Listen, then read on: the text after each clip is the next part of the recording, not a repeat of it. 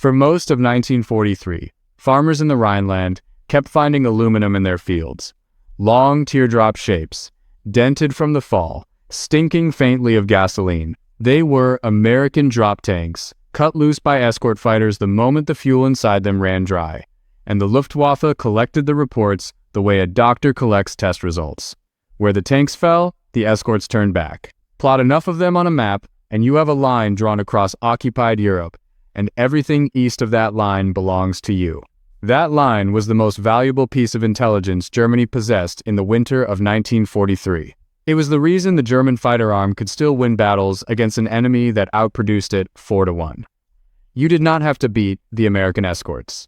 You only had to outlast them. You watched the sky, you counted the minutes, you waited for the little friends to peel off and dive away west, and then you went to work on the bombers with nobody left to stop you. In the last weeks of 1943, the reports started coming in wrong. Tanks were falling near Aachen, then east of Aachen, then places no American fighter had any business being, when a Luftwaffe controller radioed a warning about single-engine escorts over the German border. Experienced pilots corrected him. It was a misidentification. It was a Messerschmitt seen from a bad angle. Adolf Galland himself was told American fighters had been sighted deep inside the Reich, and his first instinct was to disbelieve the man who told him, because the alternative meant the war in the air was already lost and nobody had noticed. The alternative was true. And on the morning of January 11th, 1944, a few hundred German pilots found it out at the same time, at 20,000 feet, over a factory town in Saxony that most of them could not have found on a map. To understand why that morning mattered, you have to go back 3 months to a Thursday in October that the surviving air crews would still be calling Black Thursday 40 years later. On the 14th of October, 1943, 291 B-17 Flying Fortresses crossed into Germany, bound for the ball-bearing works at Schweinfurt. 60 of them did not come back. Another handful were so badly shot up that they were stripped for parts on the hard stands where they landed. Over 100 more came home with holes you could put your arm through, with dead engines, with gunners bleeding into the aluminum. In one afternoon, the 8th Air Force lost roughly 600 men and the machines to carry them, and something less tangible that took longer to notice. It lost the argument. The argument had been running since before the war started. American air power doctrine, worked out in the 1930s at the Air Corps Tactical School by men who believed in it the way other men believe in scripture, held that a bomber flown in formation with other bombers could defend itself. Not one bomber, a box of them, stacked in echelon, each aircraft's guns overlapping its neighbors, so that an attacking fighter flew into a cone of 50 caliber fire from a dozen different angles at once. The British had tried daylight bombing in 1939, been mauled, and gone over to night raids where they could hide in the dark. The Americans watched them do it and concluded the British had simply not built the right bomber. Schweinfurt settled the question. The formation could hurt an attacker. It could not stop him. German pilots learned to come in from dead ahead, where the early fortresses had almost no forward guns, closing at a combined speed near 600 miles an hour, firing for less than 2 seconds, and diving through. They learned to stand off beyond machine gun range and throw rockets into the boxes to break them open. And once a bomber fell out of formation, wounded, alone, it was finished. Everyone in the sky knew it. The crews called those aircraft stragglers and watched them go with a kind of superstitious silence over the intercom. Do the arithmetic that the air crews did in their bunks at night. A tour was 25 missions. If 10% of the bombers on a raid failed to return, the odds of a man completing 25 and going home were somewhere around 7 in 100. Men flew anyway. They flew with those numbers in their heads, ate breakfast, and climbed into the aircraft. But a general could not build a campaign on it. And Lieutenant General Ira Eaker, sitting at 8th Air Force Headquarters at Bushy Park, outside London, knew he could not.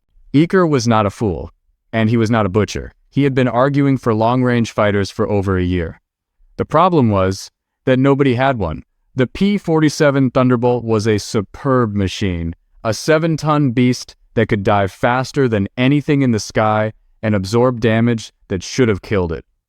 But its enormous radial engine drank fuel at a rate that made deep escort a fantasy. Even hung with tanks, it could get to the German frontier and loiter for a few minutes before the gauges forced it home. The P-38 Lightning could go further, and did, but there were never enough of them in England. Its Allison engines threw fits in the wet cold above the North Sea, and the aircraft's best squadrons were fighting somewhere else entirely.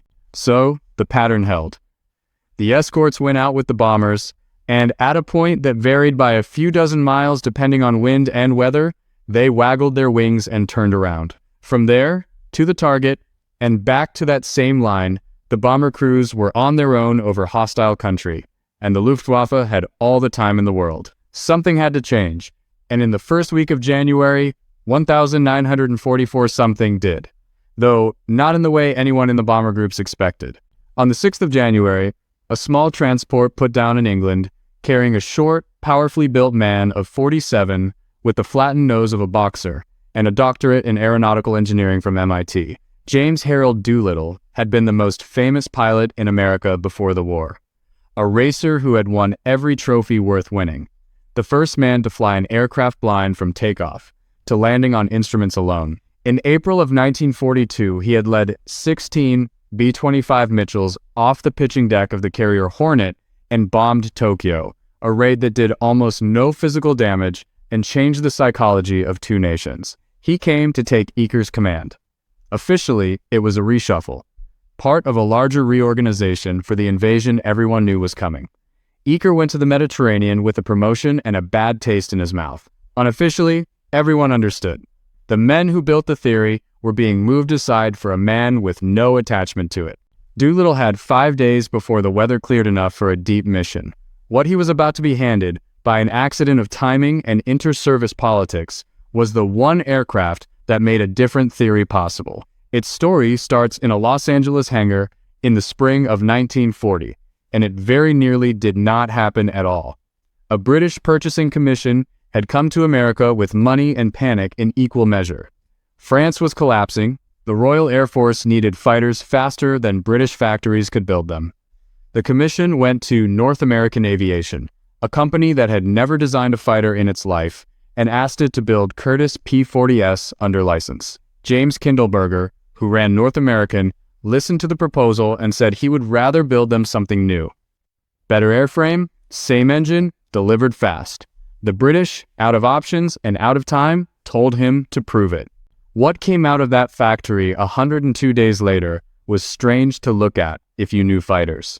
The fuselage was thin and long where other fighters were stubby. The wing used a laminar flow profile developed with the NACA, a shape designed to keep air clinging smoothly to the surface far back along the chord, which nobody had ever attempted in mass production. Underneath the belly sat a radiator scoop. That looked like a design error. It was not. The duct was shaped so that air heated by the coolant expanded and exited faster than it came in, producing a small amount of thrust that partly canceled its own drag. Engineers who had spent their careers fighting cooling drag looked at it and did not quite believe it. It flew in October 1940. The British named it Mustang and put it into service, and then discovered the flaw that nearly buried it. The engine was an Allison V1710, a good enough 12-cylinder inline with a single-stage supercharger, which meant it made respectable power down low and then died as the air thinned out. Above 15,000 feet, the Mustang went from a thoroughbred to a tired horse. That was catastrophic, because 15,000 feet is where the war was starting and 25,000 was where it was going. The RAF put its Mustangs to work at low level, flying reconnaissance and shooting up trains in France, which they did brilliantly. The United States Army Air Forces looked at the aircraft, noted the altitude problem, ordered a modest batch as dive bombers, and lost interest. The fighter that would beat the Luftwaffe was in the middle of 1942 being used to strafe locomotives in Normandy. Then a test pilot named Ronald Harker borrowed one for half an hour. Harker worked for Rolls-Royce. He flew the company's engines in other people's airframes for a living, and he had an educated set of hands. On the 30th of April, 1942, at Duxford, he took up a Mustang Mark I and came down, knowing exactly what he had just flown. He wrote it up plainly. The aircraft was faster than a Spitfire on less power. Its handling was excellent. Its visibility was better than anything in the RAF inventory. Its endurance was in a different category altogether. Everything about it was outstanding, except the thing bolted to the front. "Put a Merlin 61 in it," Harker said. That was the two-stage, two-speed, supercharged version of the same engine that had carried the Spitfire through the Battle of Britain. An engine that kept making power up where the bombers flew. Rolls-Royce built 5 conversions. In America, Packard was already tooling up to build Merlins under license, which meant the engines could be produced in the numbers a real campaign would need. The converted prototype flew in the last weeks of 1942, and the figures that came back out of the test program did not look like an improvement. They looked like a different aircraft. Better than 440 miles an hour at altitude, 20,000 feet in under 6 minutes, and the number that mattered more than any of the others, the one that would rewrite the war over Germany, with 2 drop tanks, combat radius past 600 miles. Berlin was 550 from the English coast.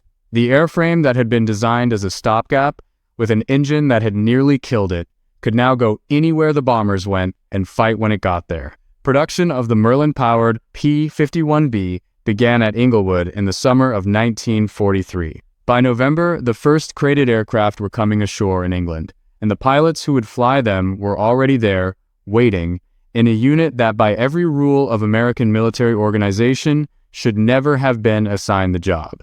The 354th Fighter Group had formed up in the American Midwest, trained on P-39s and P-40s, and shipped to a muddy field at Boxted in Essex in November 1943.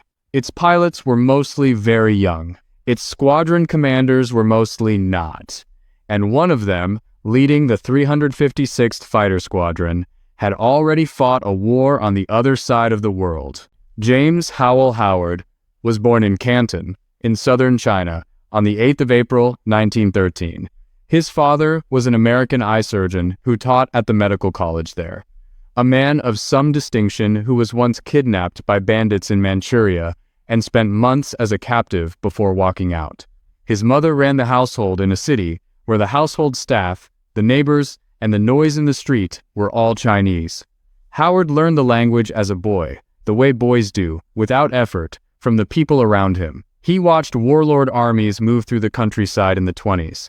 He understood, in a way that a kid growing up in Missouri could not, that political order is a thin thing, and that soldiers are ordinary men until somebody hands them a purpose. The family came back to America. Howard went to Pomona College in California, then into the Navy, and earned his wings at Pensacola. By 1941, he was flying Grumman fighters off the deck of the carrier Enterprise, which in the peacetime Navy was about as good a job as a young man could hold. Then a recruiter came around with an offer that no serving officer was supposed to accept. A retired Army captain named Claire Chennault was assembling a group of American pilots to fly for the Chinese government against the Japanese. The arrangement was covered in a thin layer of civilian fiction. Men resigned their commissions, signed contracts with a company that existed on paper, and traveled to Burma as missionaries, salesmen, and technicians. The pay was several times military salary.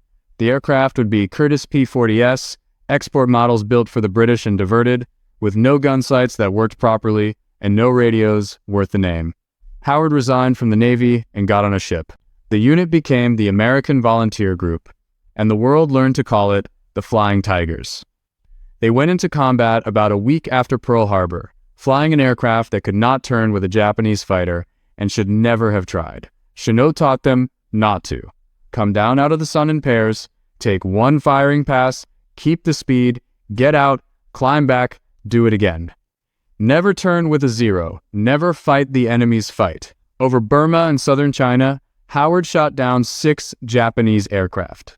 What he took away from it mattered more than the score. He learned that the pilot who sees the other man first has already won most of the engagement. He learned to shoot in short bursts from close range instead of hosing the sky at 400 yards. He learned that patience in a fighter cockpit is not the opposite of aggression, it is the delivery system for it.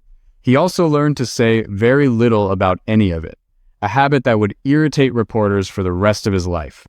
The AVG was disbanded in July 1942 and folded into the regular Army Air Forces. Howard came home, took a commission as a captain, moved up to major, and in the summer of 1943 was given the 356th Fighter Squadron. When the group reached England, the men were told what they would be flying and could hardly believe their luck. They would be the first American unit anywhere to take the P-51B Mustang into combat. There was a wrinkle. The 354th belonged to the 9th Air Force. The 9th was the Tactical Air Force, being assembled in England to support the invasion of France. Its business was ground attack, medium bombers, and close support of infantry. Escorting heavy bombers to central Germany was, by doctrine and by organization chart, none of its concern. The 8th Air Force owned the heavy bombers and the escort mission, had been screaming for a long-range fighter for 18 months, and had exactly none of the new Mustangs. The 9th had them. The 8th needed them. A deal got made in the quiet way. Such things get made.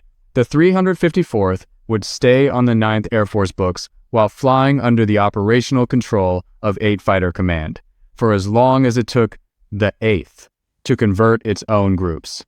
Everyone assumed that would be a matter of weeks. So, the first American Mustang unit in Europe went to war on loan, from the wrong Air Force, doing a job it had not been raised for.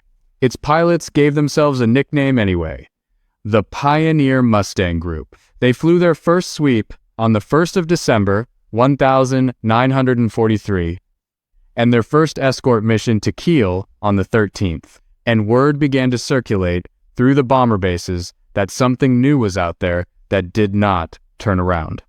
Which brings us to 4 o'clock in the morning on Tuesday, the 11th of January, 1944.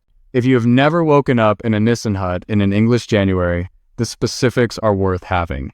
Corrugated iron overhead, beaded with condensation that dripped on you all night. A coke stove at one end that was either dead or roaring, never anything in between. The smell of damp wool, cigarette smoke, boot polish, and the particular sourness of 30 men breathing in a metal tube. An orderly came down the aisle with a flashlight, calling names, shaking shoulders. Breakfast was powdered eggs and coffee, and the men flying that day got real eggs, which was how you knew before anyone told you. Briefing at 5. At Dienathorpe, home of the 401st Bombardment Group, the crews filed into the room and sat on wooden benches with their coffee, and at the front hung a curtain over the map. The ritual never changed and the tension never lessened. When the curtain came off, the length of red yarn told you the length of your day and something about your chances. The yarn went a long way that morning, out across the North Sea, over the Dutch coast, and then east, past Hanover, deeper into Germany than most of them had ever been, ending at 3 cities nobody in the room had heard of before they joined the army: Oschersleben, Halberstadt, Brunswick. Somebody in the back let out the low groan that greeted a bad target, and then the room went quiet. The intelligence officer explained the reasoning, and the reasoning was sound. The AGO Flugzeugwerke at Oschersleben was one of the largest single producers of Focke-Wulf 190 airframes left in Germany. The Junkers plant at Halberstadt built major components for bombers. The complex near Brunswick turned out Messerschmitt 110s, which by 1944 had been reinvented as bomber destroyers, hauling rocket tubes under their wings and firing into the American formations from beyond the reach of defensive guns. Every man in that room worked out the same thing in the same second. They were being sent to bomb the places that built the aircraft that would be trying to kill them on the way in. 40 miles east, at Boxted, the pilots of the 354th were being told their part. Colonel Kenneth Martin ran the briefing. Martin was 33, a professional, the kind of group commander who flew the hard missions himself rather than sending them. He laid out the numbers without dressing them up. 663 heavy bombers would go in 3 divisions. Thunderbolts would take them across the sea and into Germany until fuel forced them home. Beyond that point, in the airspace over the targets, escort would consist of the 354th Fighter Group, 49 Mustangs, 663 bombers, roughly 1 fighter for every 14 heavies, over the most heavily defended airspace on Earth, at the limit of everyone's endurance. Nobody in the room said anything about it. because there was nothing useful to say. Major James Howard sat through the briefing the way he sat through most things, saying little, and then went out to his aircraft. The engines started coming to life around 7. If you want to imagine what an English airfield sounded like on a mission morning, start with one right cyclone coughing, catching, and settling into a rough idle, then multiply by 4 for one bomber. Then multiply that by the 30 or 40 bombers on the field. Then understand that the same thing was happening on more than 40 airfields spread across East Anglia at the same moment. Farmers 8 miles away stopped what they were doing and looked up. The sound came up out of the ground as much as out of the sky. They took off into mist and climbed through it, circling on radio beacons, feeling their way into formation in cloud, which was the part of the job that killed men without any help from the enemy. Assembly over England for a maximum effort could take an hour and a half. By 9 in the morning, the stream was crossing the Dutch coast, several hundred aircraft strung out over miles of sky, condensation trails unrolling behind them in the cold. That was when the weather went wrong. The forecast had promised broken cloud over the target areas. What the lead navigators found instead was a solid deck building underneath them and more of it coming in from the northwest, thickening, rising, blowing the formations apart from below. Bomb groups lost sight of the groups ahead of them. Escorting fighters lost sight of the bombers they were supposed to be covering. A bomber stream that cannot see itself is not a stream. It is a scattering of separate small formations flying in the same general direction, and every one of them is a target. At 8th Air Force Headquarters, the staff made the call. Recall. The order went out in code over the wireless. The 2nd Bombardment Division, headed for Brunswick, turned around and started home. Most of the 3rd, headed for Halberstadt, did the same. The 1st Bombardment Division kept going. At its head flew a B-17 carrying Brigadier General Robert Falligant Travis, 39 years old, a Georgian, West Point, son of a general, and brother of 2 more. Travis had a reputation for leading the missions he ordered other people to fly, which is a virtue in a commander and occasionally a problem. He read the recall and looked at the situation as it actually stood. 238 bombers were behind him and around him, formed up, on course. Turning that many aircraft around inside German airspace meant breaking the defensive boxes apart at exactly the moment they were needed, presenting the flank of the whole force to fighters already climbing to meet it, and flying home through the same gauntlet with nothing to show for the losses. Continuing meant hitting a target that was worth hitting, with fewer friends in the sky than the plan had called for. He decided to go on. People have argued about that choice for 80 years, and they are not going to settle it now. What is not in dispute is the outcome. 238 bombers pressed east toward Oschersleben and Halberstadt on the morning of January 11, 1944, and 60 American heavy bombers did not come home from that day's operations. The Luftwaffe was ready in a way it had rarely been ready. Radar had tracked the stream from the coast. Controllers had watched the recall happen and understood that a reduced force was coming on alone. Fighters were scrambling from fields across northern Germany, and for once, the Germans had time to concentrate, to gather formations at altitude, and to set them up properly ahead of the bombers, rather than throwing them in piecemeal. Single-engine Messerschmitt 109 seconds, and Focke-Wulf 190 seconds, climbed to sit above and ahead. Behind them came the heavy fighters, the twin-engine B-110S of the Zerstörer units, slow and clumsy, and utterly deadly in the right circumstances. Under each wing, they carried a tube holding a 21-centimeter mortar shell, a weapon adapted from an infantry rocket launcher. It was inaccurate. It had a lazy, arcing trajectory, and it did not need to be accurate. Fired into a tight formation from beyond 1,000 yards, one of those shells detonating anywhere near a fortress could take a wing off. The tactic was fixed, and it worked. Wait for the escort to leave. Send the heavies in to fire rockets and break the boxes apart. Send the single-engine fighters through the wreckage to pick off the damaged and the isolated. It had worked at Regensburg. It had worked in October at Schweinfurt. There was no reason on the morning of January 11th to think it would not work again. At the expected point, the Thunderbolts turned for home, The German formations watched them go, exactly on schedule, and began their run. Then, 49 Mustangs came down through the cloud. The Zerstörer crews never got their rockets away in good order. ABF-110, with a rocket tube under each wing, is not an aircraft anymore. It is a truck. And when American fighters appeared in the middle of the formation, the pilots jettisoned the tubes to have any chance at all. Colonel Kenneth Martin picked one of them, closed from behind, and fired. What happened in the next few seconds has never been fully explained. Witnesses saw Martin's Mustang overtaking the German aircraft. Then the two of them came together in the air over Halberstadt at 25,000 feet and came apart in a spray of burning wreckage that scattered across a mile of sky. Some accounts have said he closed too fast and could not break away. Others have suggested it was deliberate, that he chose a collision over letting the aircraft live to fire into the bombers.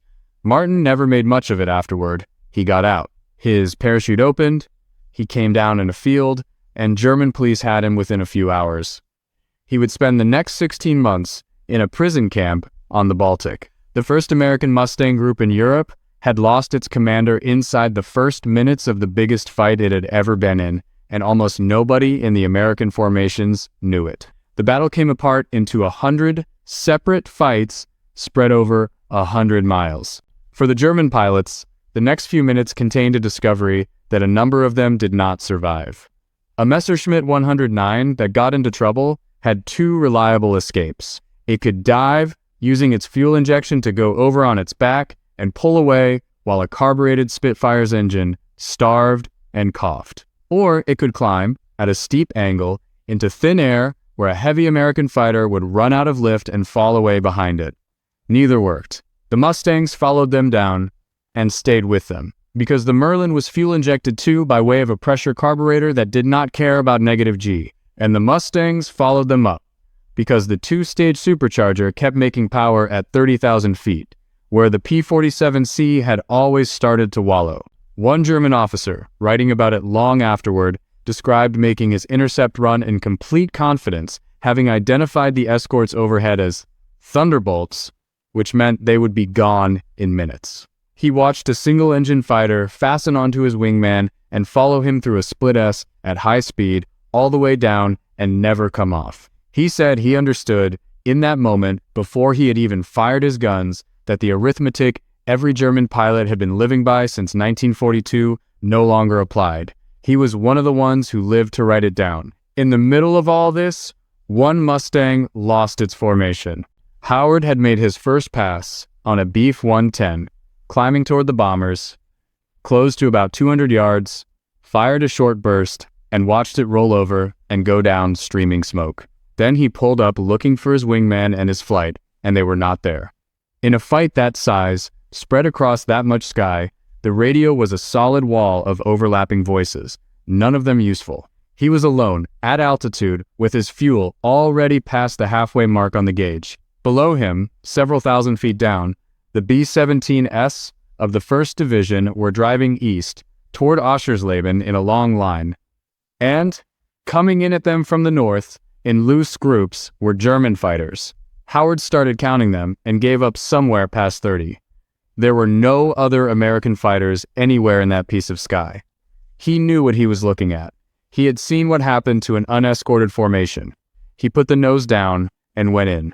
A tail gunner in the lead squadron of the 400 first saw a fighter dropping out of the high sun and called it over the intercom, and then stopped, because the aircraft was not attacking them. It was going through the German formation. Howard picked a Focke-Wulf 190 setting up on the lead bomber and fired.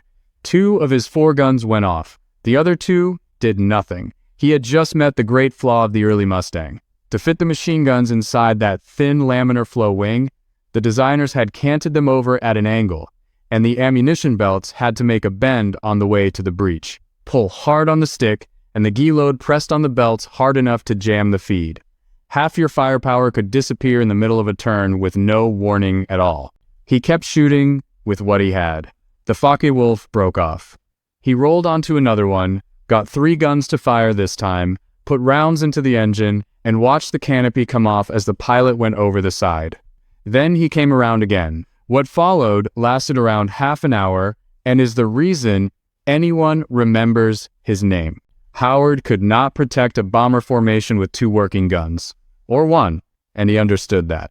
So he stopped trying to shoot the Germans down and started trying to make them flinch. He would climb, find a fighter lining up on a fortress, and dive on it from an angle that put him squarely in the German pilot's mirror. Sometimes his guns fired. Increasingly, they did not. It made no difference to the man he was diving at, because from the cockpit of a Focke-Wulf, there is no way to tell an armed fighter from an empty one, and the cost of guessing wrong is your life. So they broke. Every time, they broke off the bomber run, dumped their setup, and came around again. And by then, Howard was climbing back for another pass. He made at least 6 firing runs by the count of the men watching. There were probably more. Toward the end, he was flying at armed enemy fighters with nothing in his guns at all, bluffing an entire Luftwaffe attack away from a bomb group, 1 pass at a time, for 30 minutes. Inside the fortresses, men who had nothing to do but watch through plexiglass watched. Gunners tracked him with their turrets and did not fire for fear of hitting him. Bombardiers leaned into the nose glass. Nobody knew who he was. Nobody could raise him on the radio, because the fighter and bomber channels did not match. What they could see, in bright yellow on the side of the fuselage under the cockpit, were 2 Chinese characters. Ding Hao. It was slang he had picked up in China, the sort of thing a mechanic says when the engine runs right. Very good. Number 1, the best there is. The target came up under the haze. The bomb bay doors ground open in the cold. The bombardiers put their eyes to the northern sights, and for the 90 seconds of the bomb run, the formation flew straight and level and could not maneuver at all, which is the most defenseless a heavy bomber ever is. Howard was still up there when they let the bombs go. He stayed with them off the target and out. He flew on the north flank of the formation as they came west, still making passes, still empty, until somewhere near the Dutch coast, the last of the German fighters gave it up and turned for home. He had been fighting continuously for close to 40 minutes. His fuel state by then was somewhere between marginal and criminal. There were holes in his port wing where cannon shells had gone through without hitting anything that mattered. The 401st Bombardment Group lost 4 aircraft that day. Given what was in the sky around them and how long they were in it, they should have lost far more. Nobody in the group knew the name of the man responsible, and he did not tell them, because he went home and had lunch. The Mustang came into Boxted a little before 3 in the afternoon, cowlings streaked black, gun ports blown clean. The ground crew got up on the wing and found a man who looked tired and nothing else. Howard walked to the debriefing hut and gave the intelligence officer an account so flat that the officer had to go back and ask follow-up questions. He had gotten separated. He had found bombers under attack. He had done what he could. He thought he had shot down 2, possibly 3. He was not certain. He wanted to know whether the bombers had gotten home. 40 miles north at Dienethorpe, the ground crews were doing the arithmetic they did every mission afternoon, standing in the cold with the runway lights on early, counting aircraft against the number that had left. Ambulances were parked at the hard stands. 4 crews were missing. Inside the operations building, the debriefings kept producing the same story from men in different aircraft who had not spoken to each other since takeoff. There had been 1 fighter. It came out of the cloud when the Germans arrived, and it stayed. It fought them off the whole way through the bomb run and past the target and out toward the coast. When it finally left, they left with it. Nobody had gotten a squadron code. Everybody had seen the writing on the fuselage, and none of them could read it.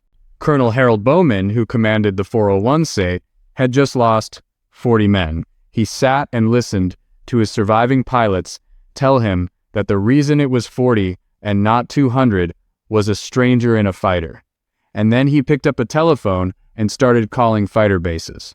He asked the same question at every one. Do you have a pilot who was over Oschersleben this morning, alone, in a Mustang with Chinese characters painted on it? At Boxted, someone said yes. That is how the record got made, and it is worth pausing on because it very nearly did not exist. Howard's own report ran to a few flat paragraphs and understated everything. The account that survives the one that put a Medal of Honor around his neck, was assembled out of other men's paperwork. Combat forms, debriefing notes, statements from gunners and bombardiers, who wrote down what they saw through a window. Somewhere in a file, a clerk typed up a stranger's afternoon and saved it for 80 years. Most families have the opposite problem. You have a photograph of a young man in a uniform, a name everybody stopped explaining, maybe a folded certificate and some foreign coins in a cigar box, and no idea what any of it means. If that is your box, look in the description for my book, Find Your Grandfather's War. It walks you through turning a name and a handful of unexplained objects into an actual service record. The paper trail is longer than most people ever realize. The following Monday, a New York Times correspondent named Frederick Graham came out to Boxted with a photographer and found a man who did not want to be found. Howard agreed to talk because his commanding officer told him to. He sat on a folding chair in a hut and answered in sentences that a reporter could not do much with. Asked how many he had shot down, he said he was not sure. Asked what he was thinking when he attacked 30 enemy fighters by himself, he said there was a job that needed doing. Asked if he had been frightened, he said he had been too busy.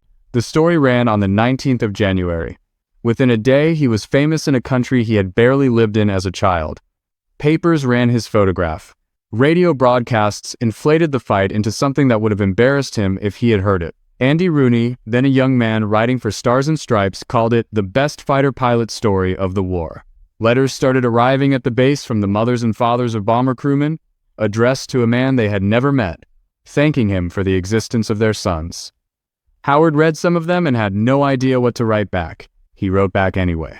In June 1944, on an airfield in England, with the invasion of France a day or two away, Lieutenant General Karl Spaatz pinned the Medal of Honor to his tunic. He was the only fighter pilot in the entire European theater to receive it. The only other airman decorated for aerial combat over Europe was Lieutenant Colonel Leon Vance of the 489th Bombardment Group, who held a mangled B-24 in the air over Normandy with one foot nearly severed and got his crew out, and who then vanished with a transport aircraft over the North Atlantic on his way home to be treated. 2 men. One of them lived to wear it. By the time Howard got his, the whole shape of the air war had changed, and the change had started in the same weeks. At the end of January, Doolittle walked into the fighter operations room at 8th Air Force headquarters and looked at a sign on the wall that said the first duty of 8th Air Force fighters was to bring the bombers back. He had it taken down and replaced with one that said, the first duty of 8th Air Force fighters was to destroy German fighters. Then he issued the order that went with it. Escorts would no longer be chained to the bomber stream. Once relieved, they were free to go down on the deck and hunt, to strafe airfields, to catch the Luftwaffe taking off and landing when it could not fight back. The bomber crews hated it and said so loudly. They wanted their little friends where they could see them. Doolittle understood exactly what he was asking of them and did it anyway, because he had read the numbers from Schweinfurt and from the 11th of January, and the numbers said something the crews could not see from inside a fortress. As long as American fighters flew defense, the Luftwaffe chose the time, the place, and the odds of every engagement, and an enemy who can decline battle cannot be destroyed. Taking that choice away meant losing bombers in the short run to kill fighters that could not be replaced in the long run. In the last week of February, the 8th flew what became known as Big Week, 6 days of hammering the German aircraft industry with everything that would fly. The Luftwaffe had to come up. That was the entire point. On the 4th of March, American fighters were over Berlin for the first time. On the 6th, the first full-scale raid on the capital cost the 8th 69 bombers, the worst single day it ever had, and cost the German fighter arm about 80 aircraft it could not get back. That trade looked terrible in March. By June, it had won the air war. The statistics are worth sitting with, because they explain why. German fighter production did not collapse under the bombing. Dispersed into forests, tunnels, and small workshops, it actually peaked in September 1944 at over 3,000 aircraft in a month. Germany finished the war with fighters parked on airfields for lack of fuel and pilots. What collapsed was the human side. In 1943, a German pilot arrived at a squadron with somewhere between 250 and 300 hours in his logbook. By late 1944, that had fallen under 100, and some arrived with 50. His American opposite number was showing up with well over 300, often more than 4. Adolf Galland, who ran the German fighter arm through all of it and lost his own brother to the fighting, was direct about the cause when he wrote it up after the war. The decisive event, he said, was the arrival of American escort fighters that could go all the way. Not the bombs, the escorts. They turned the defense of Germany into a battle the Luftwaffe had to fight over its own territory every single day, and they killed the experienced men faster than the schools could produce replacements. And once the experienced men were gone, the replacements went into the sky with 50 hours and lasted a week. Howard did not see most of it. He got another Bf-110 over Brunswick at the end of January and a Focke-Wulf over the same city in April, bringing him to 6 in Europe and 12 for the war counting China. Then he was rotated home to run training, which is what the Army did with men whose faces had been in the newspapers. The people around that day went on in their various directions. Kenneth Martin came out of prison camp in 1945 when Soviet troops reached the camp, went back to work, and finished his career quietly. He did not talk about the collision. Robert Travis got his second star, commanded in the Pacific, and was killed in August 1950 when a B-29 went down on takeoff at an air base in California. They renamed the field Travis Air Force Base, and it carries his name today. Galland flew jets at the end of the war, was captured, wrote his memoirs, spent years in Argentina, and died in 1996 as one of the more thoughtful voices on what had happened. Most of the German pilots who flew against the bombers that January morning did not survive the following year. The few who did tended to describe the same realization in almost the same words without having compared notes. They said they knew that day. Not that Germany would lose the war on the 11th of January, but that there was no longer any part of the German sky where a Luftwaffe pilot was safe, and that a war fought under those conditions goes only one way and takes as long as it takes. James Howard came home, married, raised children, went into business in St. Louis and later in Florida, and ran a small airport near St. Petersburg for a while. In 1991, he published a memoir called Roar of the Tiger, a modest book by a man who never fully understood why strangers kept asking him about one particular morning. He died at Bay Pines, Florida, in March 1995 at 81. The aircraft did not last as long as he did. P-51B, serial 436315, the one with the yellow characters on the nose, stayed with the 354th after he went home, was flown by other pilots, took the accumulated damage that operational aircraft take, and was eventually written off and broken up for parts. There is no surviving Mustang that Howard flew in combat.